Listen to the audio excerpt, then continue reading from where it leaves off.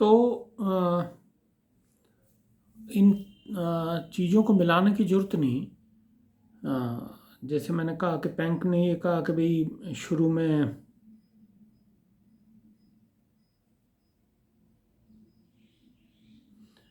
उत्तल ढाल रहेगा, बाद में सीधी रेखा वाला रहेगा और अंत में उत्तल ढाल का विकास होता है। यहाँ को कंफ्यूज करने वाली चीज़ इसलिए नहीं कि ये 3 अवस्थाओं में उन्होंने बताया कि शुरू में इस तरीके का, लेकिन उन्होंने 5 स्टेजेस दी थी अपने अपर्दन चक्र की, भी ऐसे ऐसे चीज़ें होती। तो अभी हम इससे शुरुआत में मैंने आपको कहा कि जो पैंक और जो डेविस थे वो चक्रीय व्यवस्था को मानने वाले लोगों में आप उनको शुमार कर सकते हैं।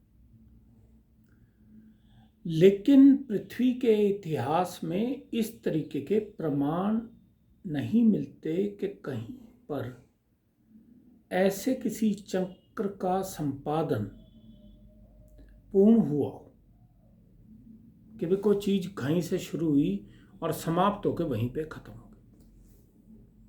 वैज्ञानिक प्रमाण तो इसके हैं नहीं। ये करीब करीब वैसा ही है कि ये कहा जाए कि भाई भगवान राम आए थे और उन्होंने ये सब किया था। ये करीब करीब वैसा है।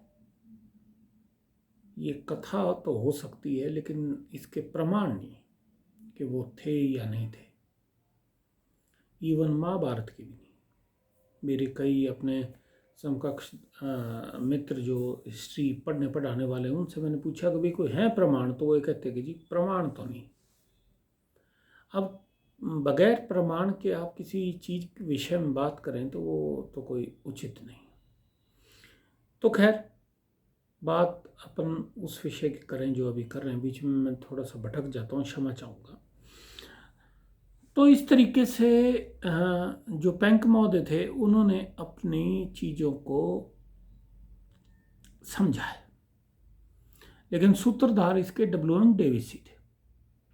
पैंक महोदय ने तो उन्हीं के विचारों को थोड़ा सा आगे बढ़ाया, उसमें संशोधन करके।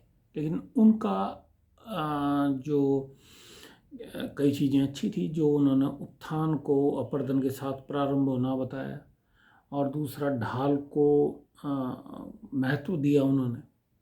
स्लोप इज़ वेरी इम्पॉर्टेंट, क्योंकि स्लोप मैं अगर व्यक्तिगत तौर पर भूगोल विषय के स्टूडेंट के रूप में अगर समझूं तो मेरे को भी लगता है स्लोप तो इम्पॉर्टेंट है, अवरोध नहीं। तो अपर्दन की चीज़ का अगर किसी भी शक्ति के सामने, वो चाहे नदी का पानी है चाहे वो वायु है, अवरोध ही नहीं तो अपर्दित किसको करेगी जी। अपर्दन तो तभी प्रारंभ होगा ना जब कोई अवरोध होगा, और वो अवरोध भी मीन सी लेवल से ऊंचा हो। अगर मान लो सारे समतल ही है तो फिर कोई अवरोध ही नहीं, तो अनवरत तो हवा बहेगी, अनवरत ही अपने जिस गति से पानी बह सकता है, धीरे या बहुत धीरे, वो उस गति से बहेगा। घटित तो चीज़ें स्लोप के साथ ही होती हैं, और स्लोप ये भी निर्धारित करता है कि किस तरीके के लैंड फॉर्म्स बनेंगे। क्योंकि अगर ढाल तीव्र है, स्लोप जिसको मैं अंग्रेजी में बोल रहा हूँ, ढाल तीव्र है तो अलग तरीके की आकृतियाँ बनेंगी। ढाल यदि तीव्र नहीं है, मंद है, तो अलग तरीके की चीज़ें होंगी, और बिल्कुल नहीं है तब भी अलग चीज़ें, अलग तरीके की आकृतियाँ बनेंगी। तो खैर, तो जो पैंक थे उन्होंने यही कहा कि शुरू में जब चक्र शुरू होगा तब उत्तल ढाल होगा, बीच में सीधी रेखा वाला होगा और लास्ट में अवतल ढाल होगा। अब बात करते हैं मूल्यांकन की। मूल्यांकन का मतलब है कि किस व्यक्ति ने क्या बात कही और उसको भूगोल के विद्यार्थी के रूप में हम किस प्रकार समझ सकते हैं, और उसका क्या महत्व है। तो जब इन दोनों बड़े विद्वानों, बड़े तो ये थे, इन्होंने कब किन बातों का जिक्र किया, ये मुझे तो बहुत फैसिनेट करती हैं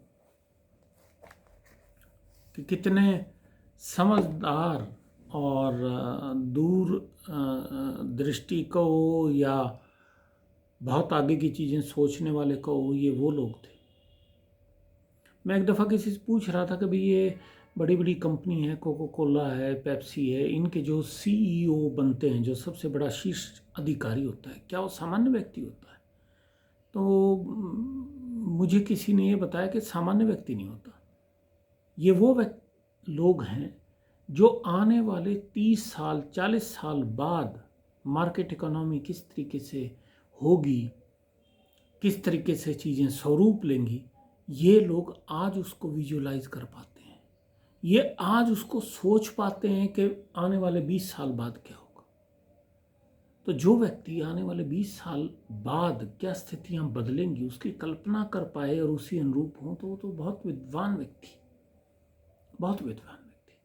तो खैर, अब इन दोनों विद्वानों के विचारों का मूल्यांकन यदि अपन करें तो पेंक द्वारा स्थल खंड के ऊपर उठने, घाटी के गहरा होने, चीज ऊपर उठी और उस पर घाटी का गहरा मतलब नदी ने कितना अपर्दन करा, घाटी के गहरा होने, उत्थान तथा निम्नीकरण की व्याख्या, कैसे उत्थान हुआ, कैसे निम्नीकरण हुआ, जैसे अभी आपको 5 स्टेज मैंने बताई थी जो उन्होंने बताई, भ्रामक है, कंफ्यूज करने वाली।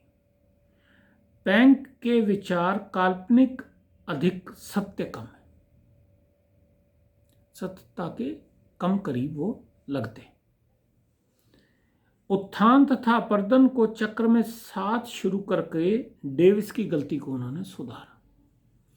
उन्होंने डेविस ने जो एक सबसे बड़ी गलती करी थी वो ये कहा था कि जी एक तो त्वरित उत्थान के को प्रमाण मिलते नहीं, और दूसरा ये था कि जी उत्थान जब खत्म हो जाएगा तब यह अपर्दन प्रारंभ होगा, ये भी संभव नहीं, ये तो वो बुलशिट है, ये तो कोई उन्होंने सही बात नहीं कही।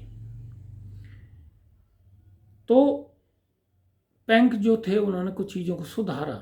अब अगर इन दोनों का तुलना करें कि क्या डेविस ने कहा, क्या पेंक ने कहा, थोड़ा सा इसको जान लेते हैं।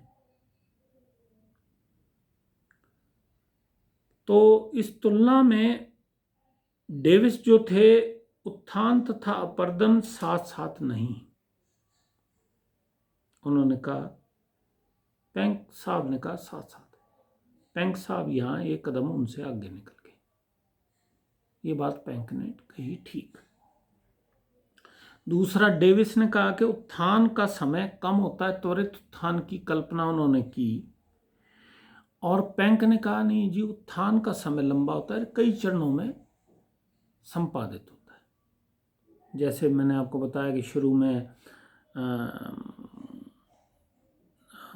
एक्टिव था, उनकी 5 स्टेज में 3 स्टेजेस तक एक्टिव रहता है, फिर फिनिश हो जाता है, इस तरीके से। तो पेंक ने एक ये कहा कि उत्थान का समय लंबा होता है और कई चरणों में संपादित होता है। कहीं ठीक भी लगता है, चरणों के बारे में तो मैं नहीं जानता, लेकिन लंबा तो हो ही सकता है, लंबा होगा भी। तीसरा, उत्थान की गति तीव्र, डेविस ने कहा कि उत्थान तो जी कम अवधि में हो जाता है,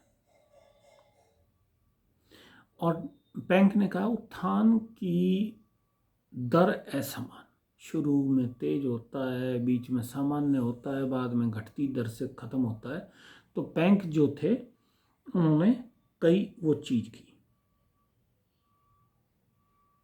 चौथी चीज है इनके विचारों की तुलना में स्थल रूप, संरचना, प्रक्रम तथा अवस्थाओं का प्रतिफल है। डेविस ने यह कहा कि संरचना, प्रक्रम नदी, अवस्थाओं यूथ, मैच्योर, ओल्ड का प्रतिफल है कि वो नदी किस अवस्था में क्या स्थल रूप बनाएगी, क्या लैंडस्केप बनाएगी, ये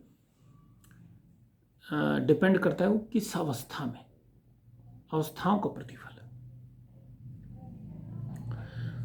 बैंक ने कहा कि उत्थान की दर के संबंध का प्रतिफल कि कितना उत्थान हो रहा है, कितना कटाव हो रहा है, ये तो उससे जुड़ा हुआ है। अपलिफ्टमेंट और वो किस गति से उत्थान हो रहा है उससे संबंधित है। नंबर 5, चक्र का समापन 3 अवस्थाओं में। डेविस ने यूथ, मैच्योर और ओल्ड का कहा था। बैंक बोलते हैं उत्थान की 3 दशाओं को उन्होंने दर्शाया था, जो मैंने आपको बताई। एक्टिव, शुरू में उन्होंने नहीं स्लोप का जिक्र किया था, तो शुरू में इंक्रीज करता है, फिर कांस्टेंट रहता है, फिर डिक्रीज होता है, रैपिडली डिक्रीज होकर खत्म हो जाता है। ढालों को महत्व नहीं दिया डेविस ने, कि गलती करी, उनको देना चाहिए था। डेविस ने स्लोप जो था उसको इंपॉर्टेंस नहीं दी। और पेंक ने एक ये समझदारी करी, क्योंकि डेविस के विचार तो पहले आगे थे, उन्होंने प्रमुख स्थान दिया ढालों को, स्लोप को। आखिरी दशा में जो डेविस थे उन्होंने पेनी प्लेन की कल्पना करी, और जो पेंक थे उन्होंने इंड्रप की कल्पना करी। और पेंक जो थे उन्होंने तो ये भी कहा कि भी जो इंड्रप है उसका ढाल अवतल होता है, और नया चक्र प्रारंभ होने के लिए उसमें इतना उठाव हो कि वो अगली दशा में परिवर्तित हो जाए, तो उसके ऊपर नया अपवर्तन चक्र प्रारंभ हो जाएगा। यहाँ मैं ये कहना चाहूँगा, क्योंकि ये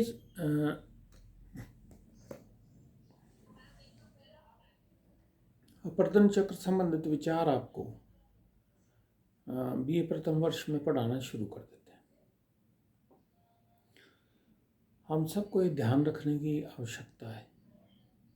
एक तो ये है कि ग्रामीण इलाकों में बच्चों का उतना एक्सपोजर होता नहीं। भूगोल के लिए तो ये कहते हैं कि भूगोल अगर को जानना है तो आपको बहुत ज़्यादा भ्रमण, घूमने, चीज़ों को आँखों से देखने की आवश्यकता है। अब ऐसे में ये एक विडंबना है ऐसे बच्चों को एक चीज़ पढ़ानी जिन्होंने नदी भी कभी देखी, they have never seen a river. तो ये चीज़ें उन तक समझा पाना, समझाना बड़ा कठिन है। ये मॉडल्स के थ्रू तो पॉसिबल हो सकता है,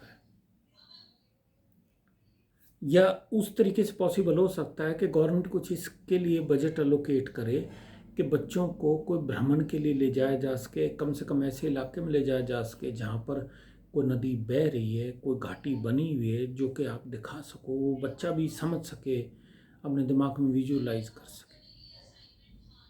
ऐसे तो बड़ा मुश्किल है। और यही एक कारण है कि भूगोल इतना अच्छा विषय होने के बाद भी, मतलब कितनी चीज़ें उसमें कवर होती हैं। साइंस भी है भूगोल, आर्ट्स भी है भूगोल, लेकिन वो इसीलिए क्योंकि हमारे पास जो टूल्स हैं, जो संसाधन है समझाने के लिए, वो बड़े सीमित हैं। और उस सीमित संसाधन में एक ऐसे बच्चे को समझाना, जब मैं खुद फर्स्ट ईयर में था मेरी नहीं ये बातें समझ में आई थी। अब मैं जिनको समझा रहा हूँ वो कैसे संभव है कि वो उन चीज़ों को समझ पाए। लेकिन इसमें कोई इम्प्रूवमेंट नहीं है। अगर ले जा पाते, कहीं कुछ दिखा पाते, कुछ बता पाते वो दिखा के, तो कुछ संभव था। वैसे संभव नहीं। वैसे तो एक ये कहानी है, और ये कहानी मेरे को लगती है बहुत कम लोगों की समझ में आती।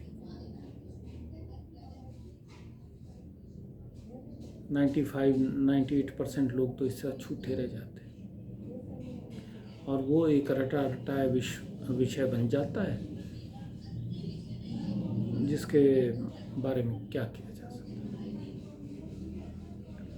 लेकिन फिर भी मैं हर भूगोल पढ़ने वाले से ये अनुरोध करूँगा कि एक तो वो कोई अच्छी भूगोल फिज़िकल ज्योग्राफी की डिक्शनरी पेंगुइन की भी है, और कुछ हिंदी में भी लोगों ने प्रयास करके अच्छी शब्दकोश निकाले, उनको देखें, उसमें चीज़ को समझें।